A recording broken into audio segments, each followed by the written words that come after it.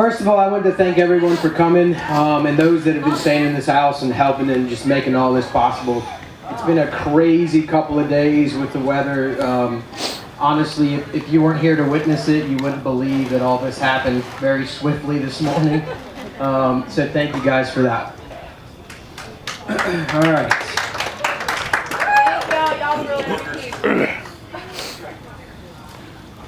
Now.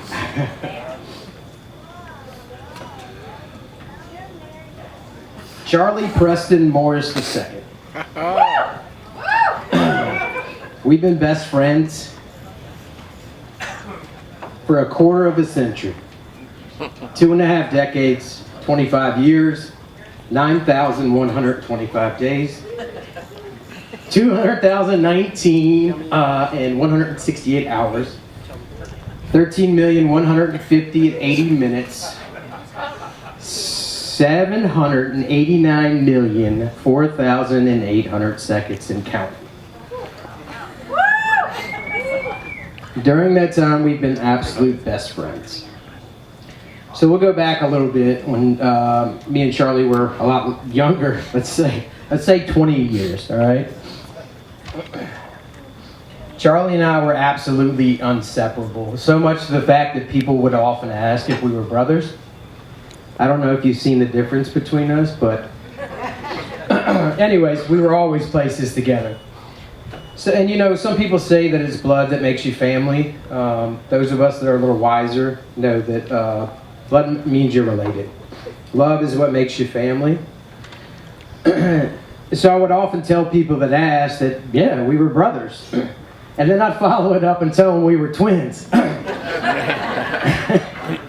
And I'd watch their faces kind of twist up and look all puzzled before responding. You know, they'd be like, no, you're not. No way. Well, of course we're not. But I'd ask them, haven't you ever seen the movie Twins with Arnold Schwarzenegger and Danny DeVito?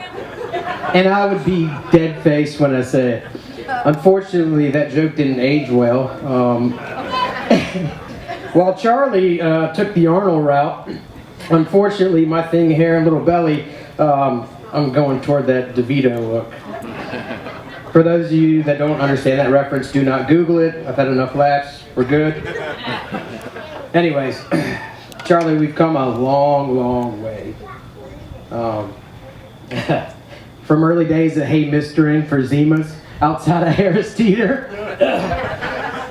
And then we'd have to take Jolly Ranchers or Skittles to drop it in because none of us like the taste of alcohol. We've rooted each other on in whatever sports we were playing. We've been at every event that has been important to one another.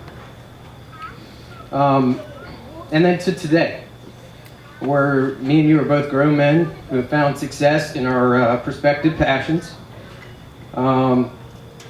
And today, sorry guys, is where my role as best man starts and my role as best friend is transitioned to Krystal, your beautiful bride. Never in a million years did I think this role would be passed on, especially not someone you met on Bumble.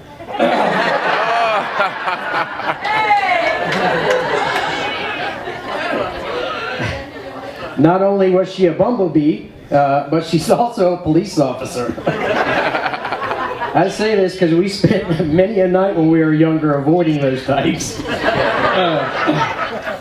So you can imagine my surprise when Charlie told me it got pretty serious and they were going to live together.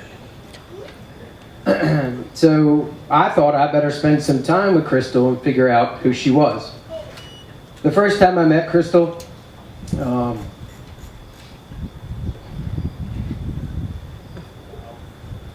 I had a strong suspicion that today would happen.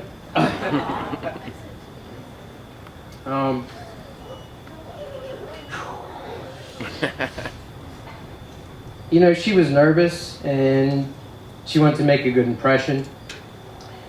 But it was as if I'd known her for years. You know, we sat down, we talked, and it literally, I could have known her for 20 years. She was so down to earth and just such a real person.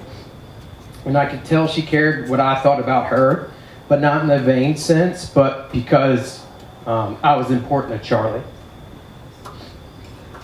So anyways, like I said, I had a suspicion this day would come. During that time,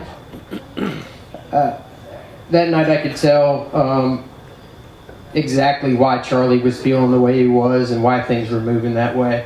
It was the first time in years that I'd seen him so happy, and the first time in a long time that he was just comfortable to be himself. As time passed, I've gotten to see Charlie and Krystal together more. I noticed their relationship thrive because they complement each other so well. And most of all, they're an amazing team. Even though I had suspected it, like I said, the very first time I met her, as the relationship grew more and more, I was a little surprised when Charlie let me know that he wanted to marry Krystal. However, quickly realized why he wanted to fully commit to their relationship.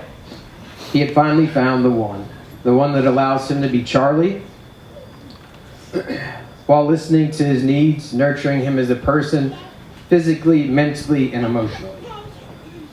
All while he provides the same things back to Krystal, truly loving one another unconditionally. But marriage is a funny thing, right? It means a lot of things to a lot of different people, and we've seen a lot of them that don't work. They're based on, lust, someone taking care of somebody else, money, whatever it may be. And some people just think that marriage is just, a societal norm. This is what we're supposed to do in the progression of a relationship. But often these marriages don't last. Lust burns out. People's needs change. Money doesn't last forever. Society changes over time. True and unconditional love does not. It doesn't change. It doesn't waver. And I don't think that Charlie or Krystal experienced receiving this kind of love outside of their family units until they met one another. To love and be loved is an exceptional thing, and it's what makes a strong and lasting marriage. You see, Charlie and Krystal were doing just fine without one another when they met. One didn't need the other. Both had fulfilling jobs, wonderful children they had raised, AJ and Michaela, and they had friends and family. And their lives were pretty much filled. That is, until they figured out how to love each other and what unconditional love was.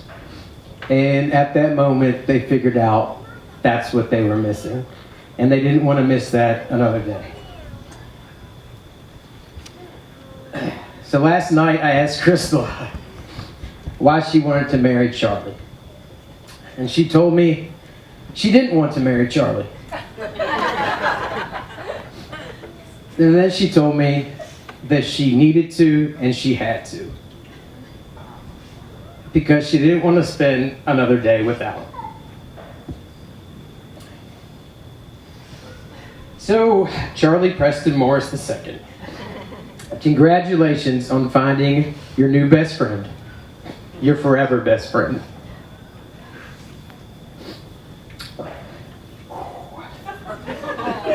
And with that, I'll tell you both that I love you very much. I wish you nothing but the absolute best. Cheers.